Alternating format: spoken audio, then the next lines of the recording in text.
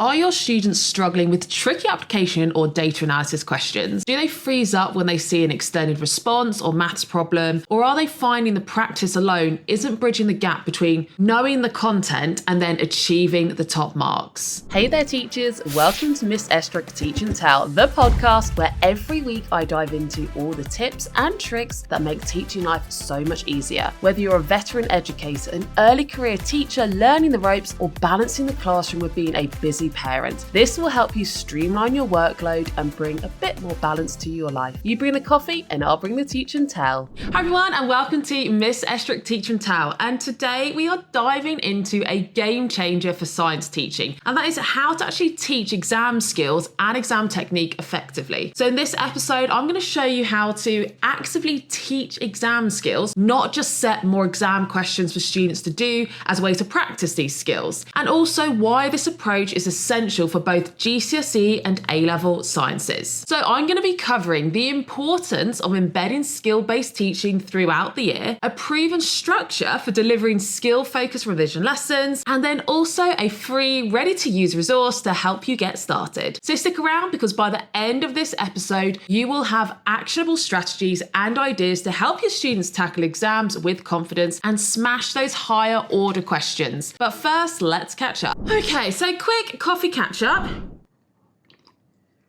If you are watching on YouTube, you'll be able to see I've actually got squash, not coffee, because yet again, it's so dark outside that I can't do my filming for these episodes until about partway through the day when there's enough light that it's not so dark and gloomy. And by that point, I've already had so much coffee that I've gone on to water or squash. So what have I been up to this week? I have been starting my GCSE resources for my Miss Estruch Biology channel. So that's been the big thing for me, starting my GCSE notes and also my GCSE YouTube videos, and getting ready for my CPD events that are running for teachers for free in January, February, and March, which actually this is a good point just as a reminder to let you know that the first one is going to be Tuesday, the 21st of January. This one has actually got a lot of people signed up already, and it's the ChatGPT in education and prompts that you can use. And that's 4 till 5 p.m. And in fact, all of them are on Tuesdays between 4 and 5 p.m. So that's the 21st of January. Second one is about streamlining your workload. So I go through a whole range of strategies that you can use to streamline all of the essential jobs you have and the admin jobs that you have. And for this one, it's Tuesday the 4th of February.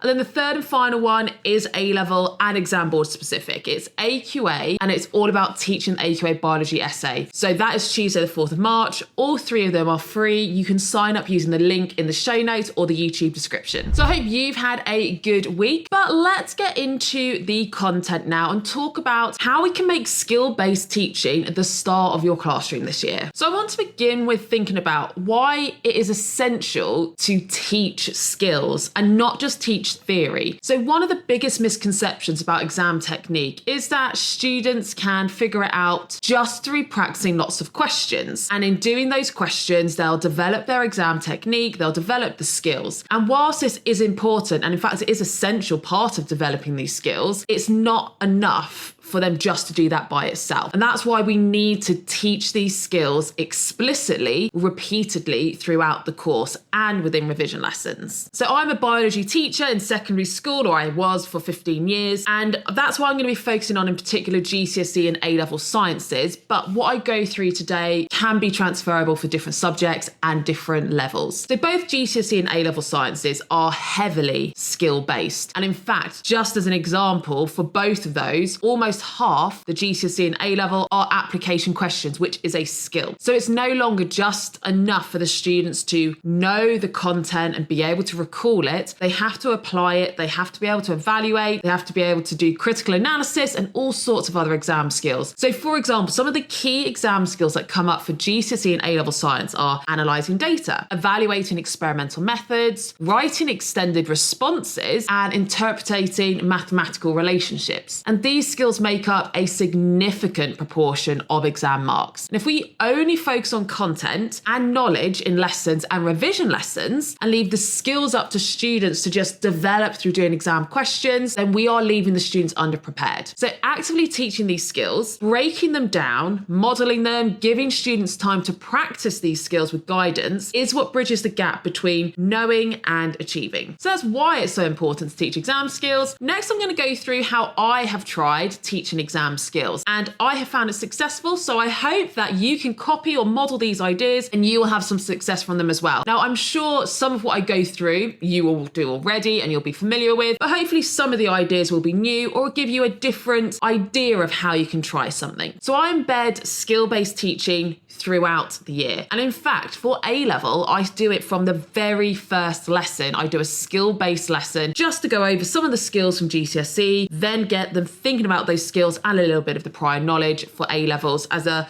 launch pad into the course. But at the end of the course or at the end of the topic term, I do also dedicate at least 5 revision lessons, which are skill focused. And these 5 lessons are application, data analysis, evaluate, extended response, and math skills.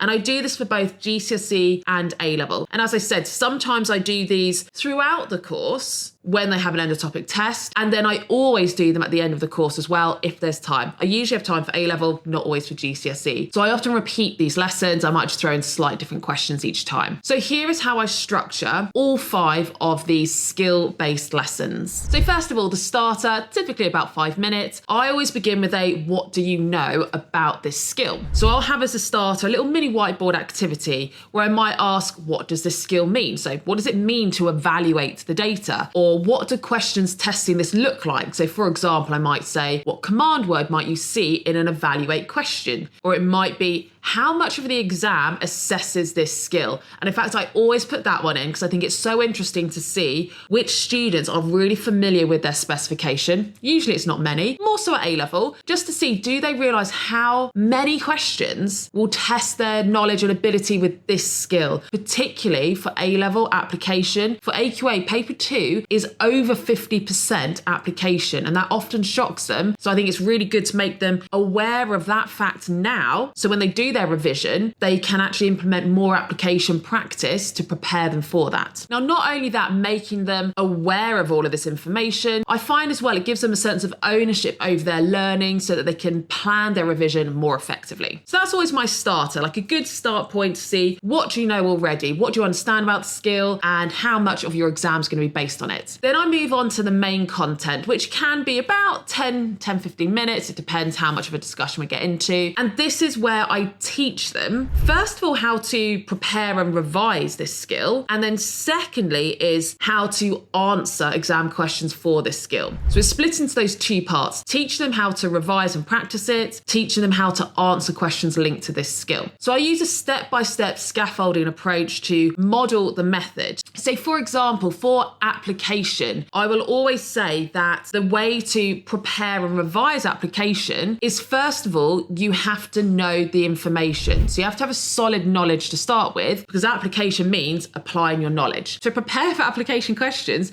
you do actually have to revise the theory, test that you can remember the theory and you know all the key marking points. The next bit of preparing is then practicing exam questions. And this is then when I get them to follow the method of how to answer exam questions for application, that is. And I get students to, first of all, identify what topic they think the question's about, then bullet point or mentally think about what are the key marking points that always come up for that topic. Then it's thinking about how can I use those key marking points for this particular question, and that's the application part. And then fourthly, it's thinking, is there anything from either data or information you've been given that you might need to include in your answer? So that's just a rough example of how you could teach them to prepare versus how you teach them to answer. And that's what I'd spend some time doing, just talking them through it, getting them to write that down so they can follow these strategies in their revision, but then also in the exam questions that we then go on to practice. And that is then the main bulk of the lesson, is practicing this skill. And the first part of the practicing stage is I will model myself following the strategy that I've just said of how to answer this question with a particular exam question. And I'll make it really obvious by highlighting things in the questions. I will have my answer written out, chunked into boxes with notes coming off saying, here's where I've got this key term, or here's this, where I've done this, whatever it might be for that particular strategy. Once I've then modeled that, we then go on to the next step of having a go at doing one question together, or depending on the ability of your class, you might want to do two together. So I then follow that same method that we've just talked through with the class, but this time, step by step, we will do it together. Then we move on to them trying one independently, and we review the answers together. And then after that point, it depends how much time you have left, but I'll give them some to do completely independently, and then we'll either mark it then and there in the lesson, or it might be that we have to do another point in the lesson, or they can do that for homework, depending on whether it's A-level or GCSE. So it's at this point in the lesson where we go through the scaffolding, the modelling, and then them doing it by themselves, where they tend to gain confidence and refine their skills. And then the last bit is the plenary. And I tend to finish these skill-based revision lessons or skill-based teaching lessons where we set a SMART target. And I think it's really important to actively teach the students what a SMART target is. A lot of them have heard it before because it's something they do quite a lot, maybe in PSHE lessons and with other teachers. And if they're one of my students, I do it all the time. But I think it's really good to set these SMART targets with them and making sure that they are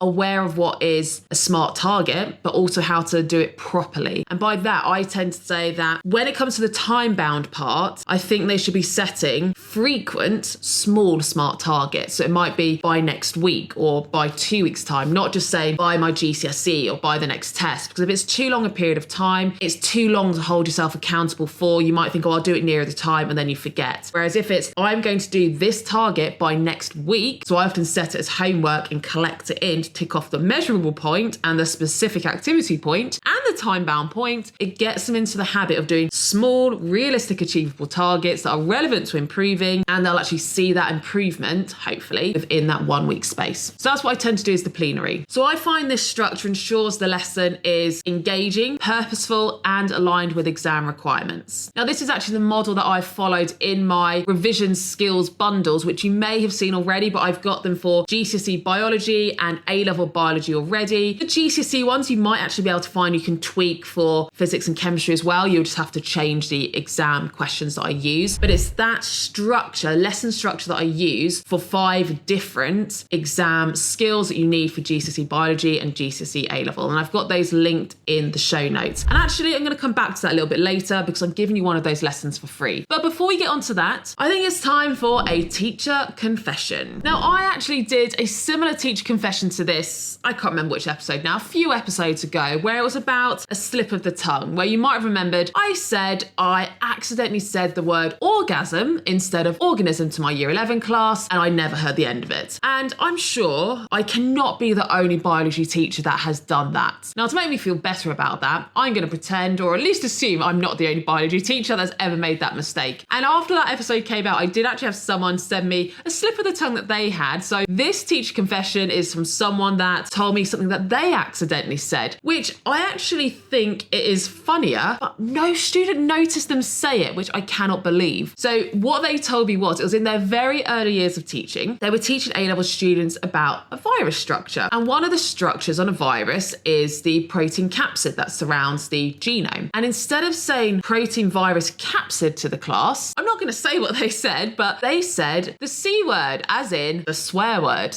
I was nearly said it, nearly spelt it out. I won't even do that. So they said protein virus and then that swear word. Possibly the worst swear word you can say. And not a single student noticed, which I suppose for them, either they didn't hear, or it's one of the times you're probably very grateful that the class isn't actually paying full attention. Linked to this, I did actually have someone else write in as well, and they said they accidentally said penises once instead of pieces in a lesson, and again, not a single student noticed. So there we go, there are benefits sometimes of students not paying attention. If you do have any teacher confessions, by the way, please send me them missestruch@gmail.com or send me them Miss Estruch Teach and Tell on Instagram and TikTok, because I love to hear your confessions. Okay, let's move on to the quick win of the week. And this quick win is all about using the student's specification, or the students using their specification, to plan smarter revision lessons. Get them to check the weighting of assessment objectives in the exam board spec. So for example, A01, assessment objective 1 is knowledge. That is mainly focused on paper 1 for the spec. A02 is application, A03 is analysis, and paper 2 and 3, in terms of A-level, are more heavily focused on that. And if you direct students to this one one part of the spec so they can actually see what an assessment objective is, what the 3 different types are for science, and how those are weighted on 3 different papers. It will allow them to create more purposeful, targeted revision resources and their strategy, but also it'll allow you to create more purposeful, targeted revision lessons. So if you were doing a paper 1 revision lesson, for example, because that is more heavily focused on knowledge, you could make that revision lesson more focused on knowledge retrieval. Whereas if it was a paper 2 revision lesson, that could dive into application or experimental analysis more, because that's what the exam paper will be like. Okay, the resource roundup, and this is going back to what I was talking about with the GCSE and A-level revision skills bundle lessons I have. I have these ready-made resources for GCSE and A-level to save you time. And they are lessons that I have used throughout my teaching career, just slightly tweaked and added and modified a little bit more. And this week, what I'm giving away for the resources roundup is the math skill lesson for GCSE. So this is one of the lessons in the entire GCSE revision lesson bundle, but this one I'm going to give to you for free for 2 reasons. Number 1, it's near the start of the year, there's lots of revision going on, and you probably need something just to help you with your planning. And number 2, I picked maths because I don't know if you're like me, but maths is the bit I find hardest in terms of teaching. So that's the one I'm giving you for free to hopefully give you a double whammy of supporting you. And as I said, it's one of the 5 lessons in the GCSE revision bundle. I also have the A-level one. Other lessons include one on application, data analysis, evaluate questions, extended response questions, which are like the long answer, the 6 markers. And yes, there's also the version for A-level 2. So download this. It's in the show notes or in the YouTube description. Have a go, see what you think. I really hope you find it helpful. And if you do, then you can check out the link as well to get your hands on the entire bundle. So you then have these ready-made lessons that you can use throughout the course and right at the end of the course for revision. Just a quick note on these lessons and all lessons that I do, you need to look at the notes section on the PowerPoints to find all of the instructions, all of the answers, and any extra tips and advice as well. So that's all on the notes section of every slide on the PowerPoint. Okay, so that is it. So I hope today's episode has inspired you to try new ideas or approaches. And I'd love for you to check out, as I said, that free maths lesson in the show notes. And don't forget, if you have enjoyed this episode, please subscribe on YouTube or follow on Apple Podcasts or whatever podcast platform you're listening on. Share it with your colleagues. And if you could, I'd love if you could leave a comment or a review, because it really helps boost the podcast to reach even more teachers to help them as well. So that is it. Next week, I'm actually really excited for what I'm about to start. It's a mini 3-week series all about SEND, because that's something I really wanted to develop as a teacher, and I found there was a huge lack of CPD for. So come back next week. We're starting about how to support students with dyslexia. So you bring the coffee and I'll bring the teach and tell.